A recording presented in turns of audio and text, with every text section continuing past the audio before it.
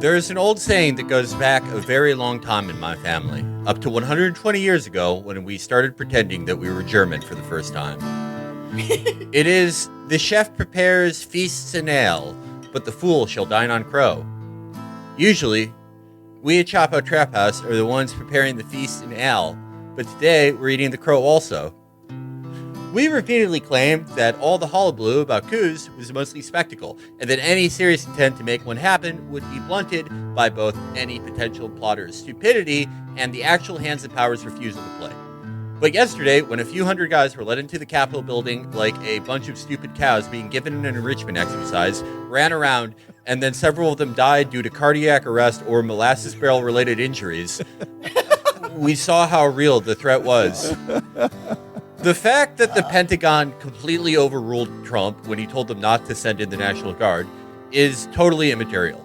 So is the fact that the meticulously planned coup d'etat only accomplished a few stolen podiums and some posts of a scary cartoon frog in Nancy Pelosi's office. We were wrong. You should be afraid of literally everyone and everything all the time except for NATO, Pfizer, and the Department of Homeland Security. Yep. While we could provide no solace to our listeners we misled yesterday, there's one man that could. Though we criticized him in the past, President-elect Joe Biden stood alone yesterday. He was the only person in the halls of power who had the courage to say the words, President Old Trunt. As part of our Crow Mill, we will be donating to the Biden transition team and performing at the inauguration. Thank you. Hell yeah. And I just thought, we had to say that because It's true. It's important for you to thank Felix. Thank you for starting the process of holding us accountable. Yeah. We need to be held accountable, honestly, for not being anxious enough. Yeah. And the question you have to ask yourself is, am I worried enough about things? The answer is always no. You could always be more worried. Why? What does it accomplish? I don't know, but at least it's something. Feeling bad is something. Not being perpetually terrified is, in a way, a form of fascism. I read that in Umberto It's Eco. privilege for sure. If you think that this is terrorism, the best way to respond to terrorism is to upload videos of yourselves crying every 20 minutes. Talk about how scared you are all the fucking time. Yeah.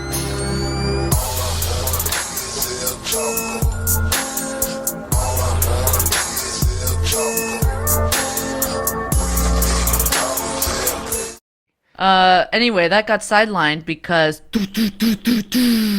there has been an assault, an attack on democracy.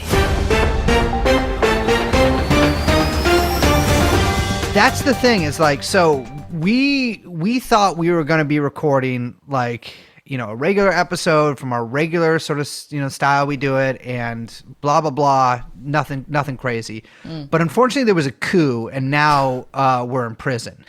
Yeah, we got to talk about the new interim government that has been established. Yeah, the QAnon shaman has been elected leader of the provisional government.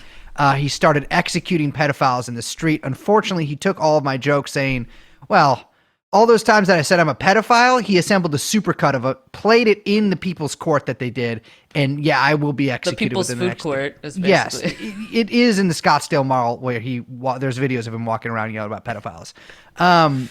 So this will be my last time on the podcast. I am being replaced by the QAnon shaman himself. Yeah, the podcast is now about to be called QAnon. Yes. Jokes aside, there was a kerfluffle in the capital of the world, D.C., Washington, D.C. That's how I like to say it, Washington, D.C. There was, so January 6th, everybody fucking knows what happened at this point, so I'm not going to get too into the fucking recap. But, January 6th, Joe Trump calls this rally at the White House. He goes there, he fucking gives this bullshit speech where he yammers on about Oprah over and over. The media kind of tried to portray it as this, like, really firebrand speech afterwards, but, like, Trump hasn't given a firebrand speech in, like, 4 years. I feel like American Carnage was, like, the like, pinnacle. Yeah, right? Yeah. He's just, he has been full on slob mode for, look at the entire campaign. He's just a bum. Even his like freak Fedayeen on 8chan or whatever, we're like, what the fuck speech was that? His every successive year of the Trump presidency has been like an increasingly worse before picture.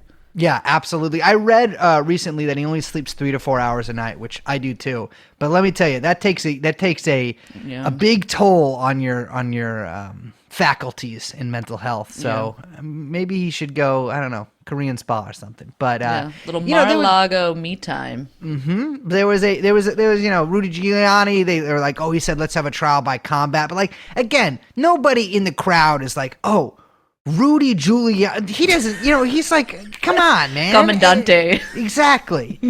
His physically retarded sons also spoke at the fucking meeting, whatever that thing was.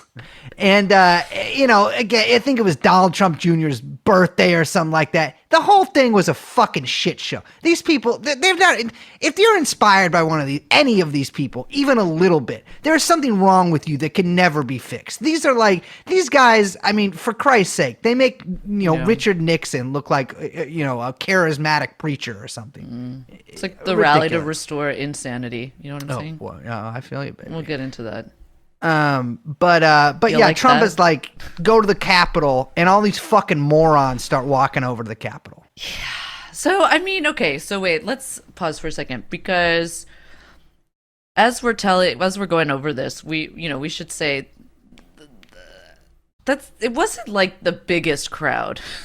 Okay, No. that it's been really inflated. I think thanks to the unfortunate fact that due to 9/11, there can be no aerial footage taken. No helicopters can fly over the Capitol building or the White House in Washington, D.C.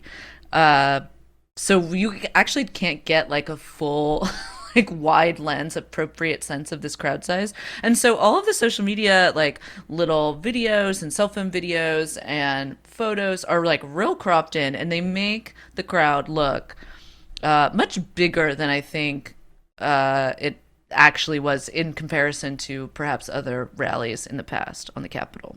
Yeah, I mean, this thing was not, how like the Million Man March, like the first one, there was like a lot of people, and then every subsequent Million Man March or Million whatever march, they've done a Million MAGA March, they've done a Million Moms March, all these million thing marches, there's less and less millions attend each one. Yeah. And this felt like the Million Man March of like 2050 or something, where there was maybe like a few thousand people there. Yeah, I would say like 3,000 to 5,000 people somewhere in there. Yeah.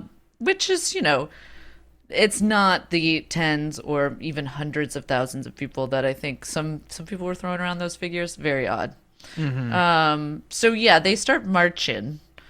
Which, by the way, marching, I mean, it's really like, it's just over there. It's a really, it's more of a jaunt than a march. It's like 400 feet away, right? Yeah, it's kind of like you turn and then you're there. You know what I mean? Yeah. Just like that did change. cause one guy to have a heart attack and die. But yes. Right. Well, so they're, they approach the Capitol, and if you're, especially now that we're like a couple days away from this, some of the footage shows there's just like kind of a lot of people milling around.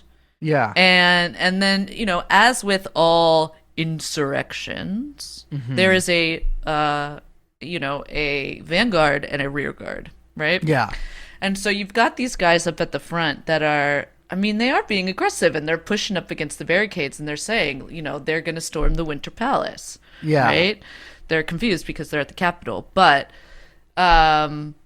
they break on through, man, and they fucking get there. They break into and storm the Capitol building of Washington, D.C.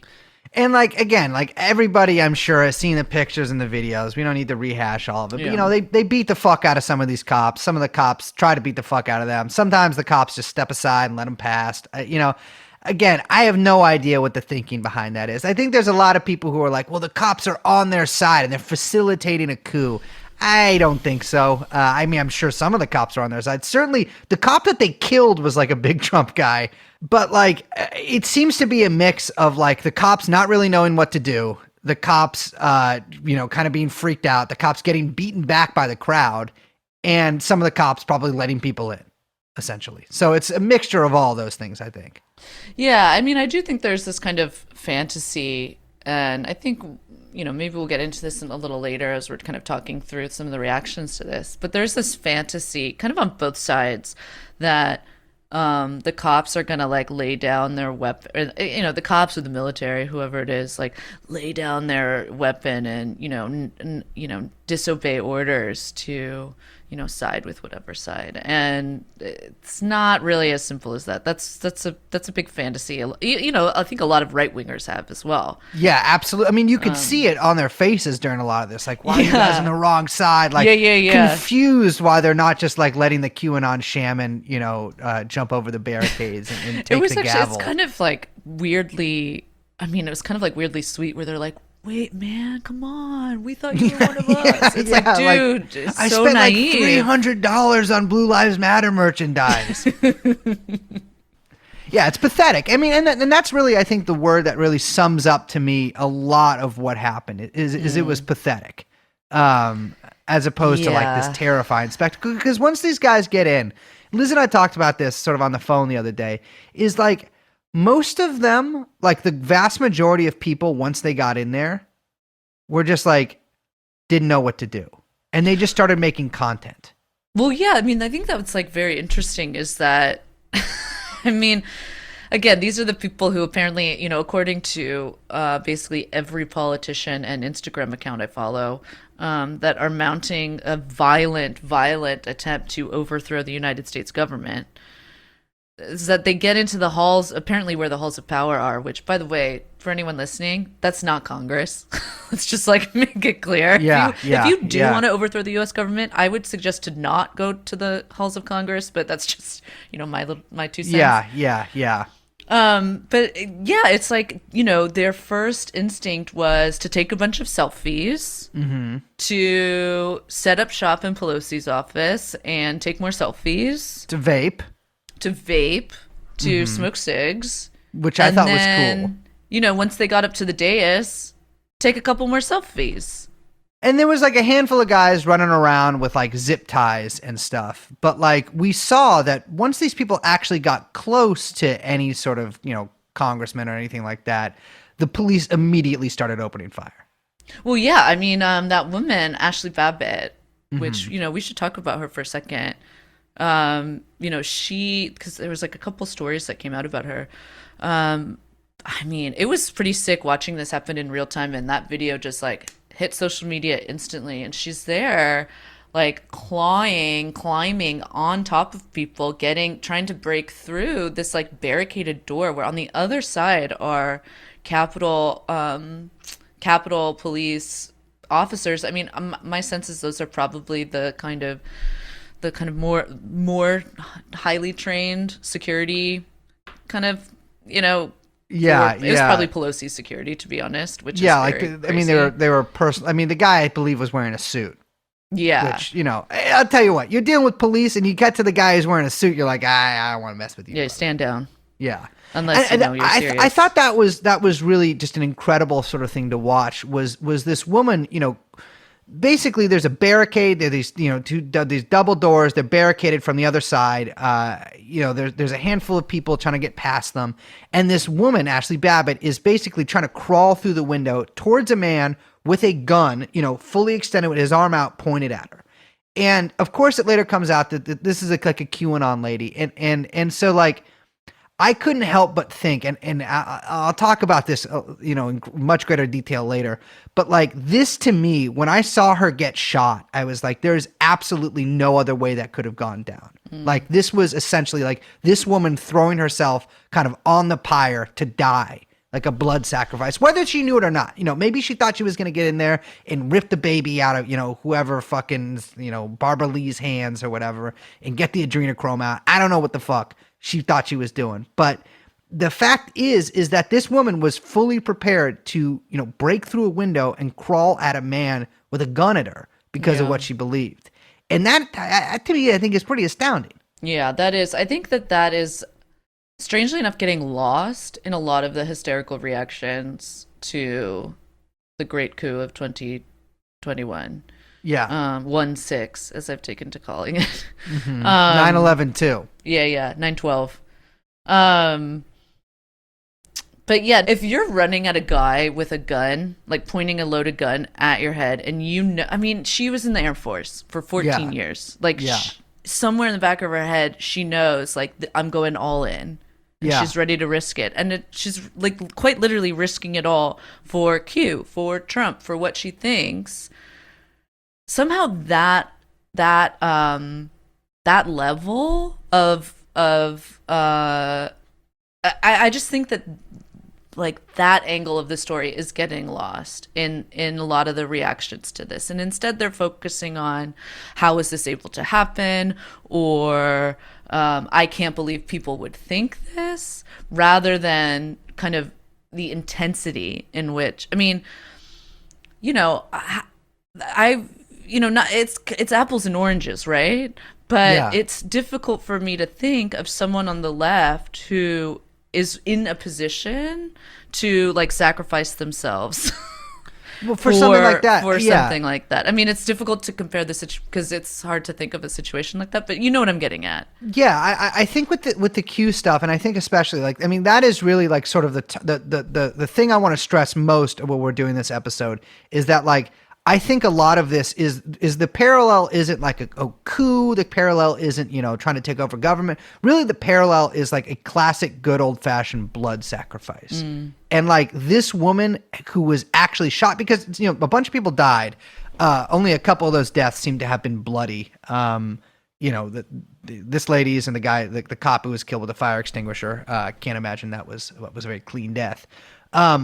It's like the fervor, the religious sort of faith that this woman had, in order to spur her to run to the, you know, to these great lengths and to get through these doors and to fucking, you know, go towards this guy with a gun pointed at her in order to achieve whatever goal she thought she was going to achieve is just astounding to me. And to see that faith sacrificed by Trump, and then Trump himself sacrificed, is just wild, because that's what it was. It was Trump really, like, in a way, you know, throwing his people kind of onto the funeral pyre, or whatever you want to call it, and letting them burn, and in just this totally ineffective way, and it burned him too. And like, that's like, I don't really know how to just, I've never had that same sort of, I guess people are pointing guns at me, but like,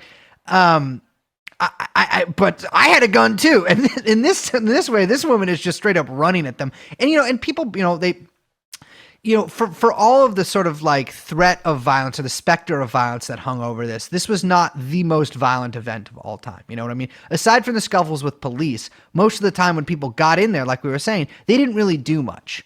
And like that sort of like that, it's like this religious ecstasy breaks out, and then sort of the fever breaks once they're in there, and they can't do anything. Well, they don't know what to do. It's like, well, we did this, and now something is supposed to happen, but we don't know what, because there's no one here to tell us what to do. You know what I mean? Exactly. Like they want to stop this vote from happening, but like, obviously that was never going to happen. Yeah, I mean, even if they had taken over the entire Congress, they would have just done it somewhere else. But they didn't want to stop the steal by like, I mean, that's the thing. They weren't stopping the steal by then declaring themselves in power. They were stopping the steal by appealing to the better angels on the GOP's, you know, shoulders, to get them to just vote in a different way that's also legal. Do you know what I mean? Like, the way that this has been construed as they were trying to overthrow the government, which is what a coup is. And you know, people are like, oh, it's still a coup attempt, even if it wasn't successful. It's like, no, but they weren't even trying to establish, it's not like they were, like you said, they're establishing a fucking like provisional government or something. Or I mean, it's just completely, it's a total miss. I mean, it's just, that's not at all what happened at all. And it's even, I mean, you know, to me at least, it's also a bit offensive to say that is what's happening, given how many actual coups the U.S. government throws, many of which are planned in the halls of the Capitol building. Yeah. I mean, you know, you were telling me about MAGA Maidan the other day, and like, this is like a partial version of Maidan, right? Yeah. It's like they go in there, and there's these people with shields, and there's, you know, there are these people who are the Proud Boys who've trained all this time, and once they get in there, they fucking, you know, they can't really do much. You know, there's no like, they're shadow boxing it like an enemy that isn't even there, right? Yeah. That's what's so wild to me, because it's this American delusion. I mean, I'm sure it exists other places. I can only speak to the country that I live in.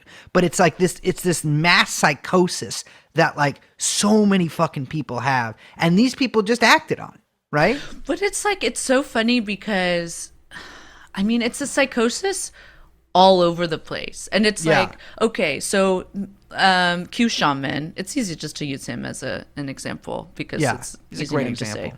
Also, great character. So Q Shaman literally believes that he's storming the palace and they're gonna, this is like their moment, right? Yeah. I mean, whatever, if that person actually believes that. But that's the passion That's that all the these general guys are vibe, working with. yes. Yeah. And then the newscasters reporting on it, and they also believe the bullshit that Q Shaman believes. They look at it and they say, "You're right. You are taking power. Exactly. You are storming It's the just like, palace." what is this? And I would, it's like, and then the people reacting to the politicians and the newscasters taking this all seriously are also taking it seriously, but it's like a fucking, it's all fake. It's not true. Yeah. Like none of it's real. Like what this was like a collection of mental defectives, of melted people, of just freaks, and people who really are in this sort of religious ecstasy, storming into a building and then doing nothing. And fighting, killing a cop. I guess that's doing something. Well, and but, someone died. I mean, something real did happen. 5 people died, but nothing real politically happened until afterwards. Well, yeah, but that's what I mean, and that's what's so wild to then see the politicians and the lying. I mean, that's why they call it the lying news media. But the news media, then it's like everyone is believing these guys on their own terms. Glenn, give us your reaction to this. I mean, we've all, I think, here been forceful defenders, and this is one of the first, ban where I haven't even seen much reaction to it. But is this a dangerous precedent for locking the account of the President of the United States, and what does it mean, really, for our civil discourse? I think it's dangerous precisely because there's so little objection being expressed, and the reason there's so little objection being expressed is because we have one of those climates that often arises in the wake of some kind of traumatic event that unites everybody in anger, which obviously was the case for yesterday's invasion by a mob in the Capitol, where the only permissible expression is to demand retribution or insist that law enforcement and the government increase their powers to the highest extent in order to punish the wrongdoers and prevent future occurrences. And there's very little effort to take a step back and say, what is it that we're endorsing while in this moment of high intensity of trauma and rage? And I think that the fact that something so extraordinary, which is that the President of the United States has been barred from using social media and threatened with permanent removal, is being met with kind of a shrug because people are so focused on the anger that they feel. And that's exactly when those kinds of emotions can most often be exploited in dangerous ways. That should have been the lesson in the weeks and days after 9/11.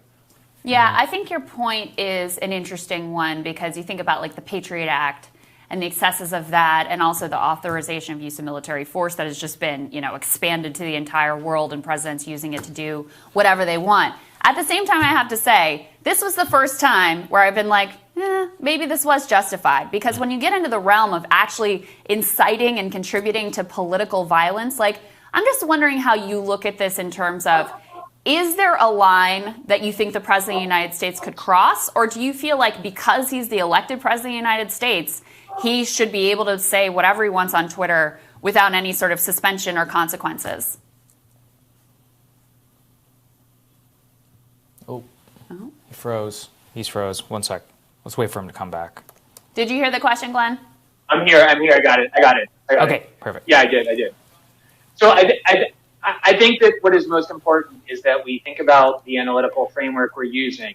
It is always the case. This is not, at least for me, the first time when I look at a certain kind of speech and say it would be better if that speech didn't exist because that speech is dangerous. If people are online encouraging others to look at false cures for the coronavirus and causing them to be reckless because they think that there's a treatment that will protect them from the virus that will ravage their lungs, or if people are encouraging others to believe any number of false things that might lead to violence, or if people are explicitly advocating violence, obviously that kind of speech is dangerous. Speech can be dangerous. This is not the first time when that's been the case.